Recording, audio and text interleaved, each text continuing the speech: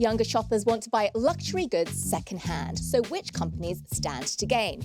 Over $1 trillion. That's margin loans at record highs. We bust through the jargon for a listener's question: what are these and why do they matter?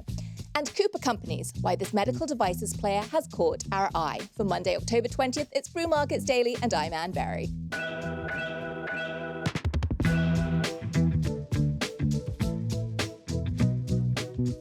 More market details to come, but first, all eyes on eye care today, with news that activist investor Uchenna Partners has built a stake in Cooper Companies, the nearly $15 billion market cap company that in one division makes contact lenses and vision care products, and in the other makes women's health and fertility products. Well, if that sounds like an unlikely combination of items for one medical device manufacturer to be making, Uchenna Partners would agree. The Wall Street Journal today reported that the activist believes the two businesses are just too different for there to be any synergies. Now, the women's health division has been on an acquisition spree over the past 5 years, the biggest being its $1.2 billion purchase of Generate Life Sciences, which provides services such as donor eggs and sperm for fertility treatments and newborn stem cell storage. A far cry from contact lenses, and vision care is 2/3 of Cooper's total revenue. Now, without a clear strategy for profit growth, Cooper's share price has dropped 30% over the past year. So where next? Well, the reason this caught our eye, yes, pun intended, is this is a classic case of where activists really can shake up an industry. Uchenna Partners is rumoured to be angling for Bausch & Lomb, the over $5 billion market cap global supplier of eye care, to buy Cooper's vision care division. And Bausch & Lomb's CEO, Brent Saunders, is reportedly open to doing a deal. Now, this is just one person's view, but this is a combination that, if a deal gets done, would make sense to me. As the purer play eye company, Bausch & Lomb trades at over 20 times EBITDA, which is a measure of profit. Cooper's trades at about 15 times EBITDA, which means there's room for arbitrage. That is, Bausch is motivated to find a sensible deal with lots of synergies at a price Cooper would still find attractive. Now, I nerded out and I dug into Bausch's financials.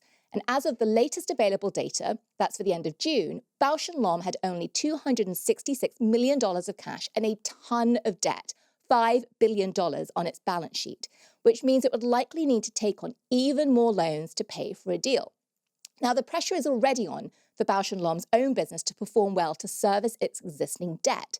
And when I looked at the analyst research on Bausch & Lomb, most rate the stock hold as the company works through the pressures of tariffs and competition. Well, now, thanks to Uchenna's activity, Bausch & Lomb's upcoming earnings, that's on October 29th, and its Investor Day on November 13th, will be hotly anticipated, closely watched by the market for signs that it's fit to do an acquisition. Its shares were up over 5% today. And Cooper's shares hit over 4% of an increase, but we're going to have to wait until December for its next set of results. We'll keep watching. Coming up, we dig into the luxury markets and why Gen Z prefers to buy their handbags secondhand. But first, a word from our sponsor, Capital Group. John, why don't you tell us about their new podcast, The Power of Advice? That's right. The show tells the stories of success and what informed the journey, often a single piece of advice, because some of the best lessons don't come from a classroom, they come from experience. The Power of Advice is a new limited series from Capital Ideas and Capital Group. You'll hear candid conversations with leaders and innovators who've built brands, reimagined careers, and learned a lot along the way. I always want to discover just who gave them advice that changed everything. So tune in and hear what they've learned and what they're passing on. Check out The Power of Advice, published by Capital Client Group, Inc. Well, the market for luxury goods has been going through a significant shift over the past few years, with the usual suspects of a shakier job market and softer economic outlook cited as reasons that younger shoppers are turning to the second-hand resale market for their luxury purchases. Now, this has led to major gains recently by some online resale markets and a shake-up in the traditional European fashion houses. So, John, give us some numbers behind those changes and then tell us where you buy your luxury. Well, I don't know anything about fashion houses. I shop at fashion stores. But yes, the Wall Street Journal reported that the global secondhand luxury market was valued at $56 billion last year. And for some context, that's triple what it was worth 3 years ago or a decade ago. And it's equivalent to what was sold in the department stores of first sale luxury items. So the secondhand market has gone neck and neck with the resale market as of last year. And it's part of this. Millennials, it's generational. Okay. Millennials are spending 2% less on new luxury last year. And before that, Gen X spent 7% less. So things are shifting. There was a time when the resale markets were thought about this way. Yeah. Someone looked in their closet, had a few items they weren't wearing anymore. They'd sell it and then use that money to buy a new handbag. Yeah. But now they're finding that tastes have shifted, and instead of buying a new handbag, they're selling items and then buying a secondhand handbag. Well, it's interesting that you say that because it's become, I think, fashionable, right, to go into sort of recycling and going for secondhand. And one of the trends that we've talked about on the show before is how the younger generation has adopted renting clothing. Not necessarily at the luxury end where it's maybe been less available, but we've talked on this show about Rent the Runway. We've talked about how it sort of created the rental market, but has actually been usurped by Urban Outfitters. So this idea that the younger generation are willing to get their sort of higher end or premium goods in a very different way than generations before them have. This is sort of an extension, I think, of a very similar theme. Well, let's talk about some of the winners in this trend. So along with the explosion in the size of the market that John just described, there are over 50 platforms that cater to millions of customers of secondhand apparel and fashion. Now, some of the popular private ones are Vinted, Poshmark, and Fashionphile. But there are actually some public companies that are in this space too that have been reporting huge gains. And I find this fascinating because if you look back about 18 to 24 months ago, these companies look like they were going to die. Yeah. Right. So we've got ThredUp, that's ticker TDUP, market cap $1.2-ish billion. So it's not massive, but it's out there. Share price is up over 500% year to date. Then you've got The RealReal, which is the world's biggest online luxury reseller, market cap $1.4-ish billion. Average sales growth of 10% over the last 18 months. Shares are up 16% just today, 285% over the past year. And I remember tracking this, John, actually in April. And I wondered whether tariffs would be one of the reasons that shoppers would actually start looking at the secondhand market rather than actually paying, you know, that tariff on top of prices for new products. Yeah, once you add that markup in on the top, it's not worth it. And so what are they doing in the European fashion houses? Like, how are they keeping up? Well, one positive for them is that they're using these resale markets to see which items are popular. So if, for example, Louis Vuitton is relaunching an old handbag that it saw a strong demand for in the secondary market. Yeah. But otherwise, they're having to rethink what they're putting out there. French conglomerate LVMH, you know, Louis Vuitton, Moët Hennessy, is the world's largest valuable luxury company. Yep. And they recently hired a new chief creative officer for their Fendi brand. And then here's another interesting stat that there was a lot of widespread turnover last year in fashion houses. More than a dozen labels hired new designers. So what's old is new again, even if it's with new designers. And I just love the idea that these luxury houses are looking to see what's happening, let's call it the vintage market, to try to inform what to do with new releases. It's like if you can't beat them, right, join them. And if these resellers are going to cannibalize our new sales, let's just bring out the fresh version of it, which makes a ton of sense. Which I think is funny too, because they're saying, oh, well, if this vintage thing is doing well, let's make a non-vintage version of it. Well, yeah, you can sort of see that, the retro, the sort of bringing it back. You know, you and I talked on the show before about how the 90s were back, right? Not just the music, but also we saw, you know, the return of skinny jeans. That's just one example in the sort of fashion, the apparel space. So this kind of makes sense that as folks are looking to bring back the old, but to do it in a new fashion. The other part of this too, which all of these luxury houses have been struggling with. The Chinese market was supposed to be the engine of growth for all of these, and it just hasn't quite worked out that way over the last 2 years. So they're all, again, really trying to think about ways to become relevant again in the Western markets like the United States and also in their own backyards in Europe. Just to talk a little bit more around what this has actually meant. So we talked about how ThredUp and The RealReal have seen astronomical increases in their share price. Just as one example, you know, we talked about which could be emblematic of pure luxury, and we landed on Hermes. Stock is only up 6% over the last 12 months, actually down nearly 5% year to date. So again, an example of luxury lagging those consignment players. We're going to watch this one for a couple of reasons. First of all, we're all looking for pieces of the jigsaw puzzle to help us understand consumer sentiment. Luxury versus resale versus rental versus trading down. That's one big area. And the second, of course, is if tariffs change, if supply chains change again, are we going to see a reversion to appetite for first-hand luxury goods again? So we'll keep watching this one. It's always fun to look at luxury. And also, we're going to come back to luxury tomorrow when we talk about a big new deal that got just announced today. So come back tomorrow and we'll break that one down for you. Well, let's take a moment. And when we come back, we jargon bust margin debt with a question from the audience.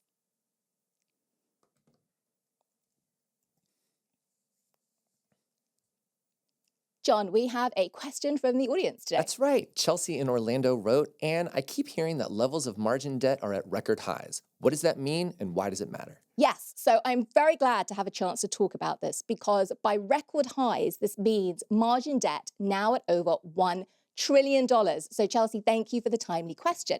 Now, first of all, to give a sense of what's going on, we'll have to go through some definitions, but stay with me. It is worth it to get through this breakdown to the other end.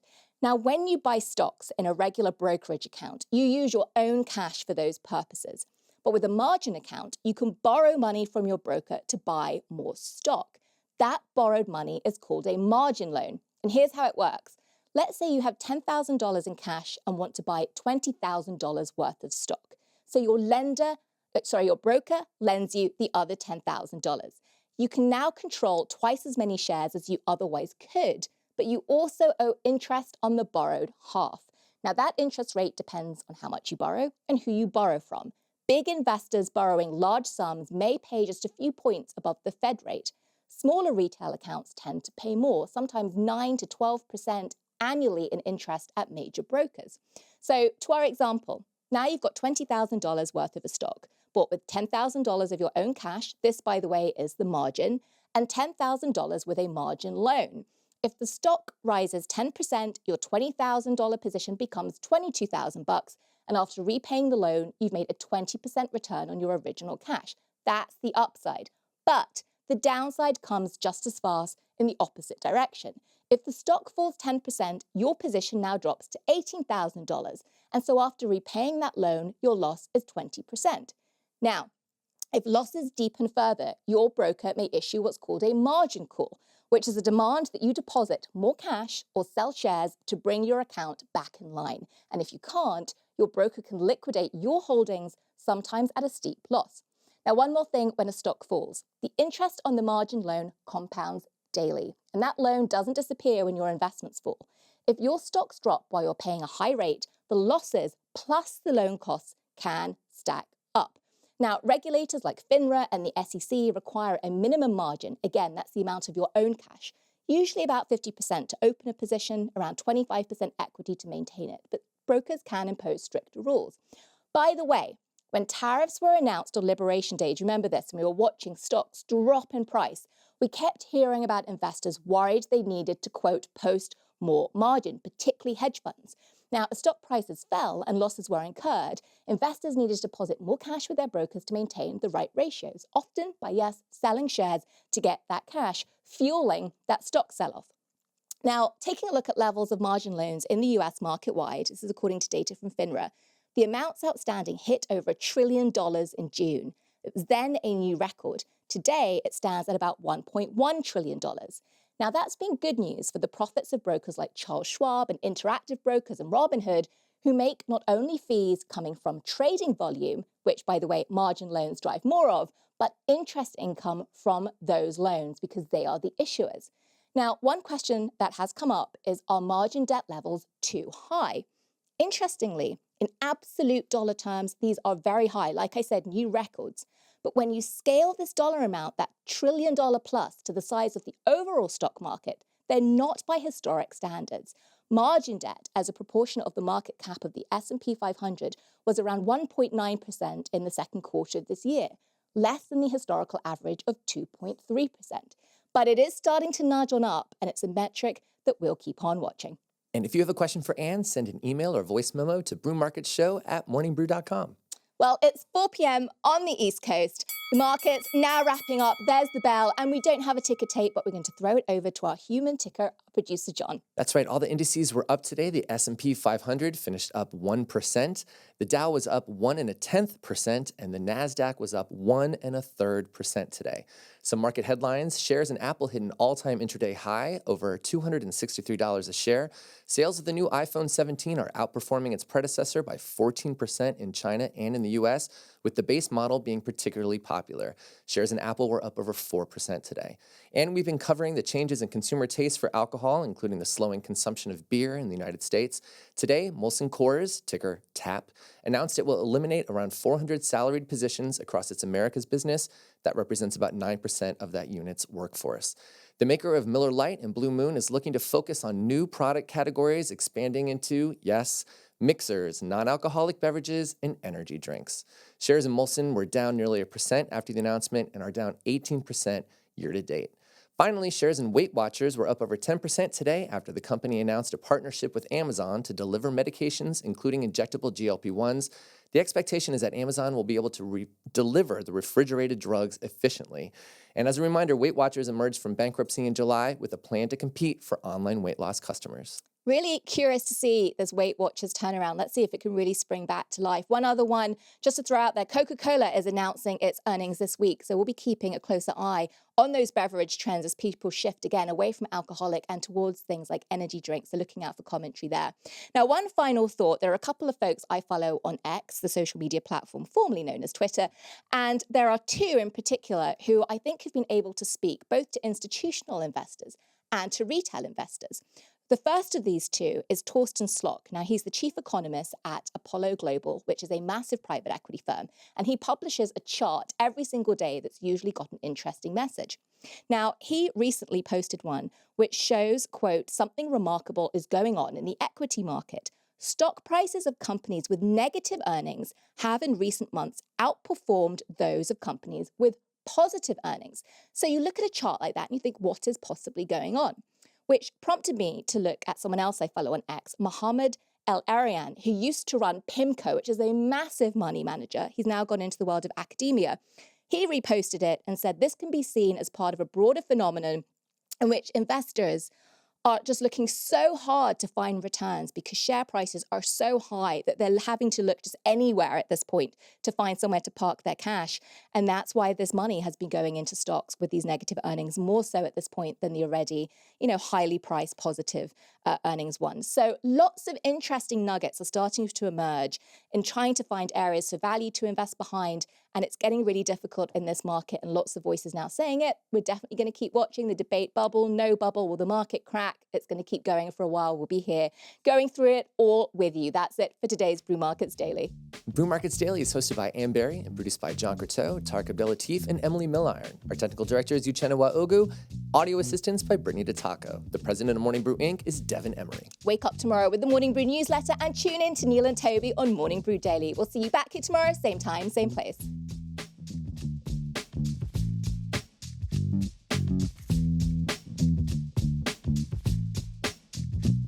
Thank you.